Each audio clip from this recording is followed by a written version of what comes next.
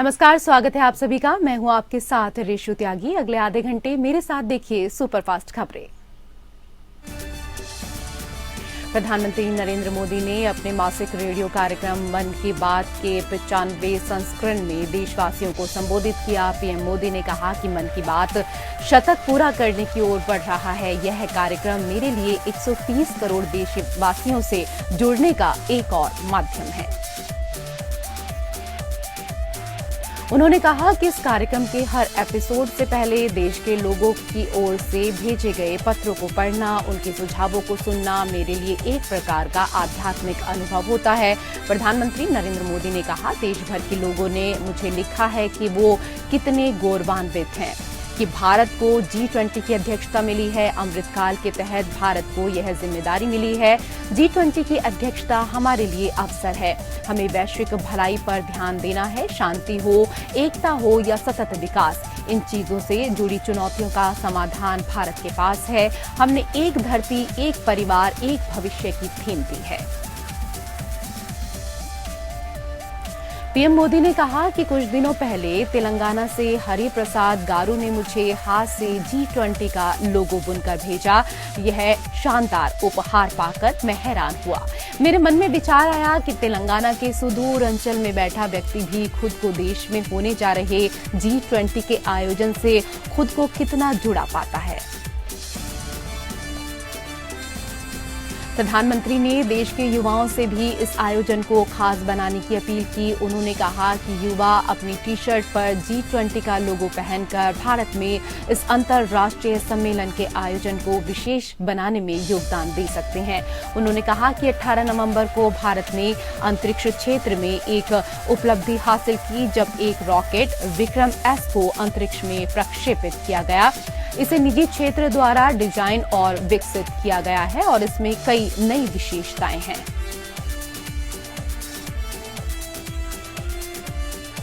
गुजरात के सूरत में दिल्ली के मुख्यमंत्री अरविंद केजरीवाल ने प्रेस कॉन्फ्रेंस की है। उन्होंने कहा कि गुजरात की जनता अब बदलाव चाहती है। राज्य के सरकारी कर्मचारी बदलाव चाहते हैं। अरविंद केजरीवाल ने यह भी दावा किया कि अब गुजरात में आम आदमी पार्टी की सरकार बनने वाली है। उन्होंने अपने सिग्नेचर करके भी लोगों को दिखाए।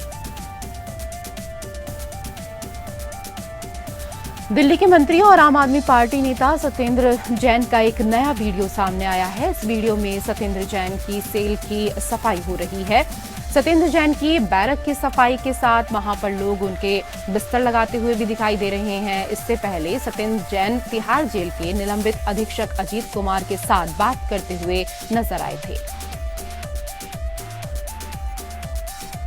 तिहाड़ जेल से सत्येंद्र कुमार के अब तक 4 वीडियो सामने आ चुके हैं। आप मंत्री सत्येंद्र जैन के तिहाड़ जेल से सामने आ रहे इन वीडियो को लेकर विपक्षी दल हमलावर है।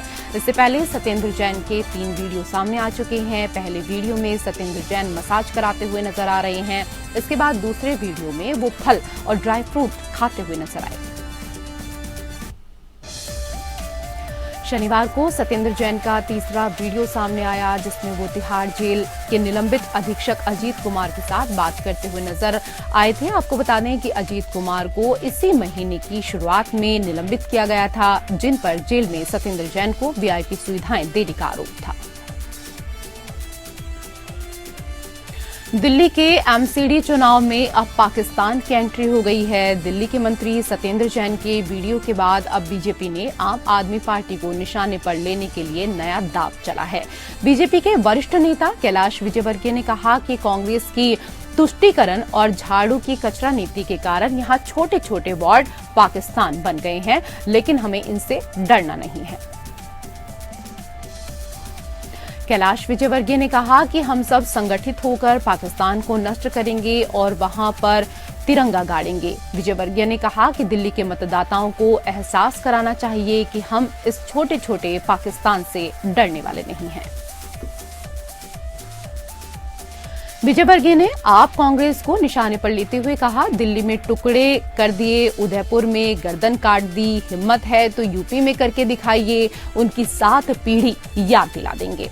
बता दें कि बीजेपी नेता कैलाश विजयवर्गीय दिल्ली श्रीराम कॉलोनी में प्रचार कर रहे थे और इस दौरान उन्होंने लोगों को संबोधित करते हुए ये सब बातें कही। एमसीडी चुनाव को लेकर राजनीति गर्म हो गई है। बीजेपी अध्यक्ष जेपी नड्डा आम आदमी पार्टी पर जमकर बरसे। उन्होंने कहा कि स्वास्थ्य सेवाएं ऐसी बेहतर कि तिहाड़ जेल में मसाज सेंटर खुलवा दिया और शिक्षा का स्तर ऐसा सुधारा कि रेपिस्ट को थेरेपिस्ट बता दिया।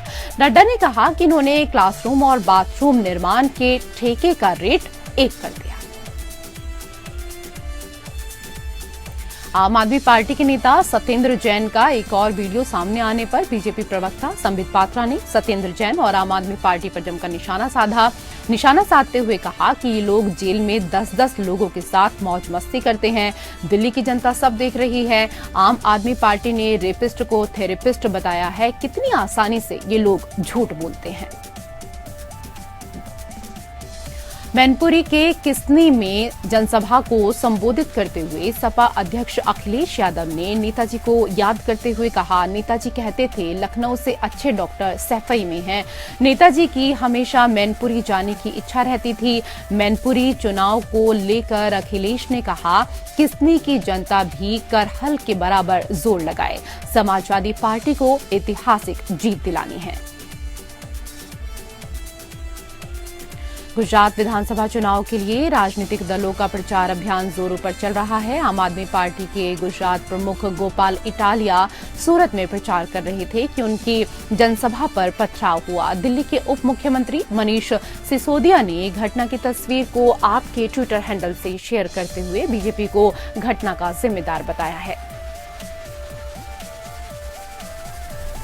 डिप्टी सीएम मनीष सिसोदिया ने ट्वीट कर लिखा, गुजरात और एमसीडी हारने की बौखलाहट ने बीजेपी का दिमाग खराब कर दिया है।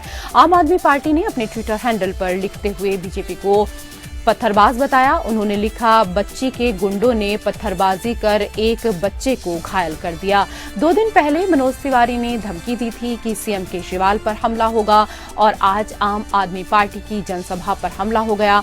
आगे लिखा गया, साफ है गुजरात में परिवर्तन की आंधी को बीजेपी रोक नहीं पा रही। वहीं पुलिस मामले की जांच में जुट गई है। गुजरात के पोरबंदर से एक खबर सामने आई। यहां पर इलेक्शन ड्यूटी पर तैनात 2 पैरामिलिट्री जवानों की मृत्यु हो गई है, जबकि 2 घायल बताए जा रहे हैं। जानकारी के मुताबिक सीएपीएफ के जवानों ने अपने साथियों पर गोली चला दी। इस घटना में 2 जवानों की मौत हो गई, जबकि 2 घायल हो गए।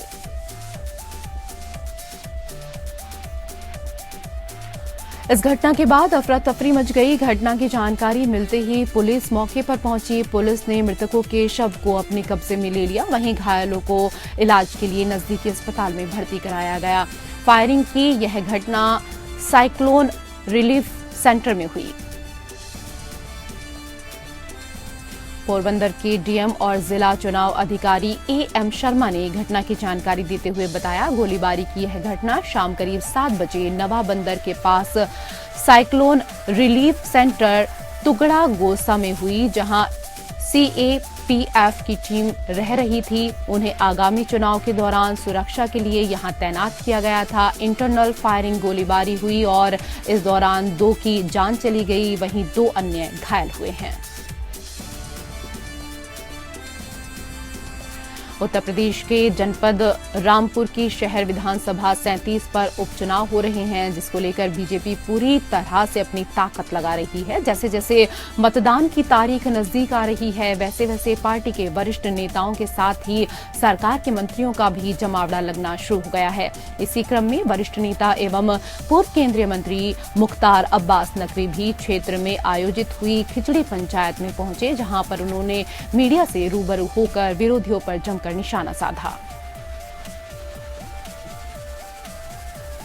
रामपुर विधानसभा के उपचुनाव के सपा नेता आजम खान सपा उम्मीदवार को जीत दिलाने के लिए लगातार नुक्कड़ सभाएं कर रहे हैं। इस दौरान आजम खान ने पुलिस प्रशासन पर सवाल खड़े करते हुए कहा कि पुलिस प्रशासन महिलाओं और जनता का उत्पीड़न कर रहा है।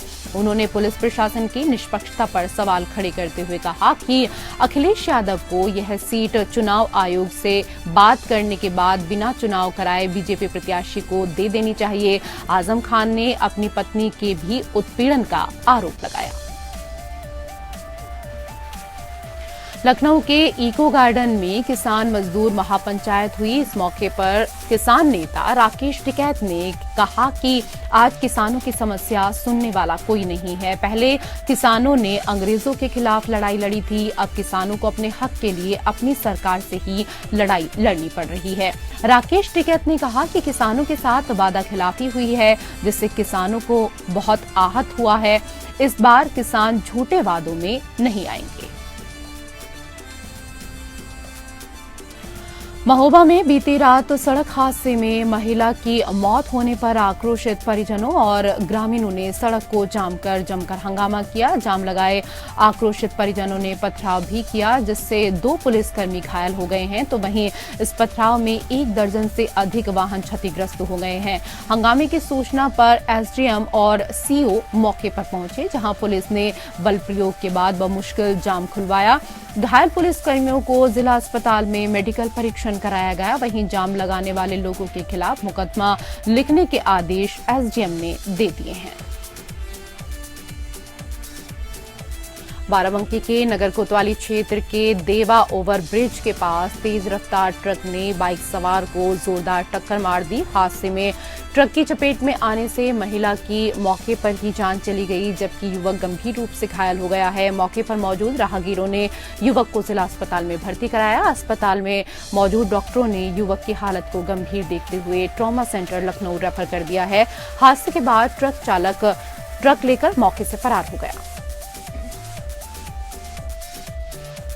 हमीरपुर जिले में तेज रफ्तार से हो रही घटनाओं का सिलसिला थमने का नाम नहीं ले रहा है। ताजा मामला राठ कोतवाली क्षेत्र के किसान पेट्रोल पंप के हाईवे का है, जहां बाइक से घर जा रहे एक युवक को पीछे से आ रहे तेज रफ्तार लोडर ने टक्कर मार दी, जिससे उसकी मौके पर ही जान चली गई। घटना के बाद हाईवे पर कई घंटे तक जाम लगा रहा। मौके पर पहुंची पुलिस ने शव को कब्जे में लेकर पोस्टमार्टम के लिए भेज दिया है।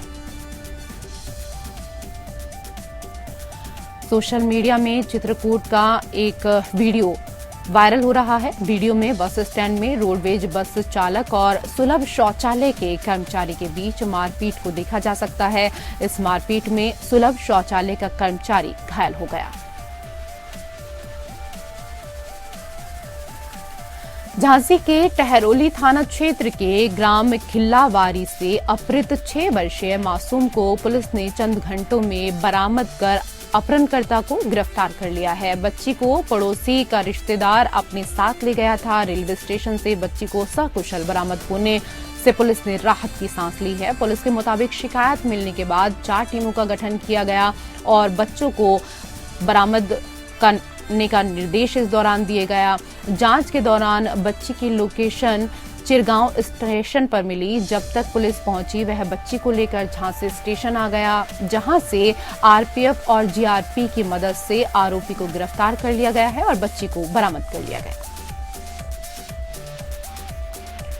फर्रुखाबाद में बीते दिन मवेशी चराने गए चरवाहे का शव रेलवे ट्रैक के किनारे ग्राम हुसैनगंज के पास पड़ा हुआ मिला। परिजनों ने हत्या का आरोप लगाया है। पुलिस ने शव को कब्जे में लेकर तफ्तीश शुरू कर दी है। तो वहीं पुलिस का कहना है कि जांच के बाद जो भी तथ्य सामने आएंगे उसके आधार पर कार्रवाई की जाएगी। तो वहीं परिजनों ने कुछ पशु व्यापारियों पर हत्या का आरोप लगाया।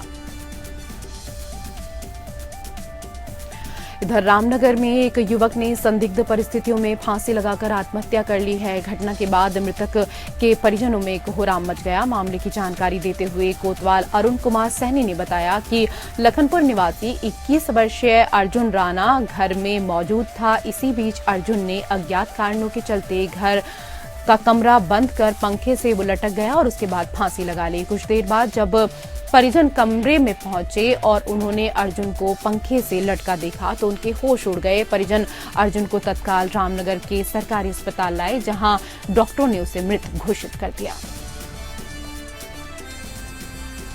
बरेली के इज्जत नगर थाना क्षेत्र के डिफेंस कॉलोनी में नाबालिग बच्ची से दुष्कर्म का मामला सामने आया है, जहां एक समुदाय विशेष युवक पर निजी होटल में नशीली दवाएं देकर 13 साल की नाबालिग बच्ची से रेप का आरोप लगा है। पीड़ित परिवार की शिकायत पर पुलिस ने आरोपी फरमान अली को गिरफ्तार करके SC/ST एक्ट और पोस्को एक्ट के तहत केस दर्ज कर लिया है। बात बिजनौर की करेंगे। बिजनौर के मंडावली में एक बेरहम मां ने अपनी मासूम बेटी का मुंह दबाकर उसकी हत्या कर दी है। जानकारी मिलते ही पुलिस मौके पर पहुंची और शव को कब्जे में लेकर पोस्टमार्टम के लिए भेज दिया। परिजनों की ओर से पुलिस को शिकायती पत्र देकर कार्रवाई की मांग की गई। परिजनों का आरोप है कि प्रेम प्रसंग के कारण मासूम की हत्या हुई है। हत्यारोपी मां फिलहाल फरार बताई जा रही है। शाहजहांपुर के थाना पुवैया क्षेत्र के कशभरा गांधीनगर में दबंगों ने पुलिस की मदद से बुलडोजर से एक गरीब के घर को ध्वस्त कर दिया। जब परिवार वालों ने इसका विरोध किया तो पुलिस सभी महिलाओं और पुरुषों को थाने ले गई। इसके बाद जेसीबी की मदद से पूरे मकान को गिरा दिया गया। मकान में रखा सारा सामान दबंगों ने सड़क पर फेंक दिया। पूरा परिवार गिड़गिड़ाता रहा, लेकिन पुलिस प्रशासन ने कोई मदद नहीं की। इसके बावजूद दबंगों ने जेसीबी की मदद से पूरे मकान को गिरा दिया। परिवार मदद के लिए इस दौरान लगातार गुहार लगाता हुआ नजर आ रहा था। फिलहाल प्रशासन ने मामले में जांच के आदेश दिए हैं। अलीगढ़ के तहसील अतरौली के एक गांव में एक खेत में हरे आम के पेड़ों को अवैध कटान किया जा रहा था। जब इस बात की सूचना वन विभाग अधिकारियों को हुई तो वन विभाग अधिकारी मौके पर पहुंच गए। अधिकारियों और वन कर्मियों के मौके पर पहुंचने पर अवैध कटान करने वाले मौके से फरार हो गए। वन विभाग के अधिकारियों ने तुरंत ही मामले को संज्ञान में लेकर अवैध कटान वाले खेत की जानकारी की वन विभाग के उच्च अधिकारियों को सूचना दी। वन विभाग के मुताबिक करीब 15 आम के पेड़ काटे गए हैं और खेत मालिक पर वैधानिक कार्रवाई की जाएगी। अंबेडकर नगर के अकबरपुर पुरानी तहसील परिसर में संदिग्ध परिस्थितियों में छप्परनुमा दुकानों में भीषण आग लग गई। आग से 5 छप्पर और 1 गुमटी जलकर खाक हो गई।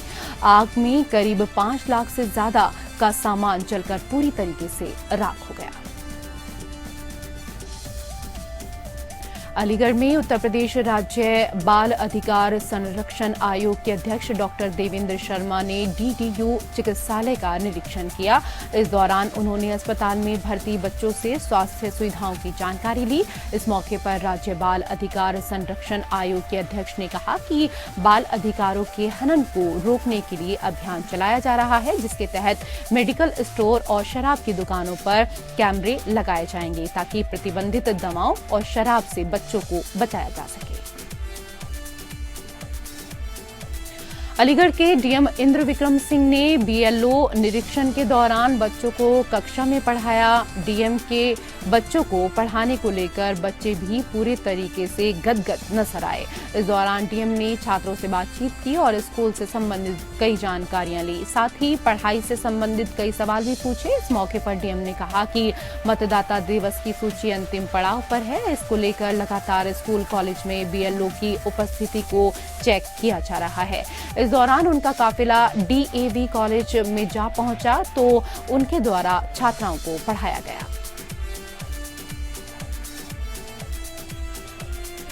महोबा में यातायात नियमों के प्रति जागरूकता के लिए जन जागरूकता रैली निकाली गई। इस दौरान स्कूली छात्र छात्राओं एनसीसी कैडेट्स ने रैली निकालकर लोगों को यातायात नियमों के प्रति जागरूक किया। यातायात जन जागरूकता रैली को जिला विद्यालय निरीक्षक द्वारा डीएम आवास से हरी झंडी दिखाकर रवाना किया गया। जागरूकता रैली शहर के मुख्य मार्गों से होते हुए कीरत सागर तक पहुंची, जहां रैली का समापन किया गया। रैली में सीओ यातायात डीआईओएस सहित यातायात प्रभारी भी मौजूद रहे। भरतपुर के सिकरोरा गांव में हुई ताबड़तोड़ फायरिंग में 3 सगे भाइयों की जान चली गई, जबकि 2 महिला सहित 3 लोग गंभीर रूप से घायल हो गए हैं। सभी घायलों की गंभीर हालत को देखते हुए जयपुर रेफर किया गया है। आरोपियों की गिरफ्तारी की मांग के लिए गुस्साए लोगों ने कुम्हेर अस्पताल के बाहर जाम लगाया। पूर्वा एक्सप्रेस अब जामताड़ा में भी ठहरेगी। जामताड़ा रेलवे स्टेशन पर सांसद सुनील सोरेन ने इसके ठहराव का शुभारंभ किया। उन्होंने हरी झंडी दिखाकर ट्रेन को रवाना किया। लोगों को संबोधित करते हुए सांसद ने कहा कि जामताड़ा दुमका रेल लाइन बिछाने का कार्य जल्द शुरू किया जाएगा। इसके लिए सर्वे का कार्य पूरा हो चुका है। वहीं जमीन अधिग्रहण जल्द होगा और रेल लाइन बिछाने का काम शुरू किया जाएगा। बोकारो में चोरों का मनोबल 7वें आसमान पर है। यही कारण है कि चोर अब झारखंड ऊर्जा संचरण निगम लिमिटेड के 132 केवीए के नवनिर्माण टावरों को निशाना बना रहे हैं। बालीडीह थाना पुलिस ने ऐसे एक टावर को काटकर बेचने वाले गिरोह का पर्दाफाश किया है। पुलिस ने टावर को गैस कटर और मशीन से काटने वाले 2 चोर बजरंगी शर्मा और उमेश कुमार को गिरफ्तार कर लिया है। वहीं जरीडीह थाना क्षेत्र के एक लोहा कबाड़ी के मैनेजर प्रदीप कुमार को भी इस दौरान गिरफ्तार किया गया है। चोरों की निशानदेही पर लोहा कबाड़ी के गोदाम में छापा मारकर टावर का एंगल, 44 किलो तांबा और इसके साथ ही ग्राइंडर मशीन सहित अन्य सामानों को भी जब्त किया गया है। मुख्यमंत्री भूपेश बघेल द्वारा वित्त मंत्री निर्मला सीतारमण से राज्य के कर्मचारियों के एनपीएस में जमा 17,240 करोड़ की रकम वापस किए जाने की मांग का बीजेपी नेताओं ने विरोध किया है, जिस पर कांग्रेस ने बीजेपी को कर्मचारी विरोधी बताया है। प्रदेश कांग्रेस के संचार प्रमुख सुशील आनंद शुक्ला ने कहा कि छत्तीसगढ़ के बीजेपी नेता साफ करें कि वो कर्मचारियों की ओल्ड पेंशन स्कीम के समर्थन में है या विरोध में। मुख्यमंत्री ने राज्य के कर्मचारियों का जमा पैसा केंद्र से वापस मांगा है, कोई अनुदान या खैरात नहीं। यह कर्मचारियों के हक का पैसा है जो उनके वेतन से काटा गया है। बिलासपुर हाईकोर्ट के निर्णय के बाद छत्तीसगढ़ में आदिवासी आरक्षण मुद्दे पर राज्यपाल ने कहा कि उन्होंने मुख्यमंत्री भूपेश बघेल को पत्र लिखकर इसके समाधान की बात कही थी, जिसमें कोई राजनीति नहीं है। सभी समुदायों को उसका हक और अधिकार संविधान प्रदत्त है और मिलना चाहिए। 58% आरक्षण जैसे पहले था, उसी के आधार पर जो भी आयोग के द्वारा प्रस्तुत प्रतिवेदन सरकार के पास हैं, उस आधार पर आरक्षण दिया जाना चाहिए।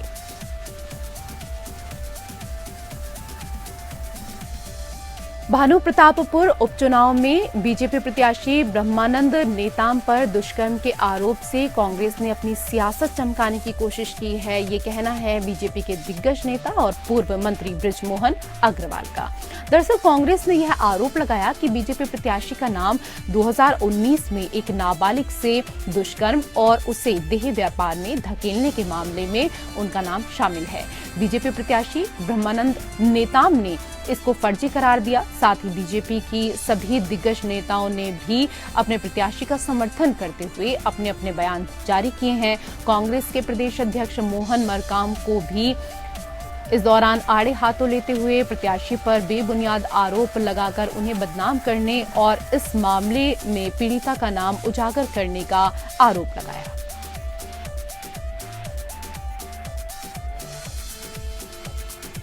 रायपुर में संचालित होने वाले ऑटो और ई रिक्शा चालकों द्वारा लगातार यातायात नियमों का उल्लंघन की शिकायत मिल रही है। वहीं बिना फिटनेस परमिट के वाहन चलाने और सवारियों के साथ भी दुर्व्यवहार की शिकायतें मिल रही हैं, जिसे देखते हुए वरिष्ठ पुलिस अधीक्षक प्रशांत अग्रवाल द्वारा विशेष चेकिंग अभियान चलाया गया। वहीं कागजात चेक कर नियमों का उल्लंघन करने वाले वाहन चालकों पर भी प्रभावी कार्रवाई करने के निर्देश दिए। भारत और न्यूजीलैंड के बीच हैमिल्टन में खेले जाने वाला मुकाबला बारिश की वजह से रद्द हो गया। टॉस हारकर पहले बैटिंग करने उतरी भारतीय टीम ने 12.5 ओवर में 1 विकेट के नुकसान पर 89 रन बनाए, लेकिन बार बार बारिश होने की वजह से मुकाबले में काफी देरी हो गई, लिहाजा इसे रद्द कर दिया गया। और इसी के साथ सुपरफास्ट खबरों में फिलहाल इतना ही। नमस्कार।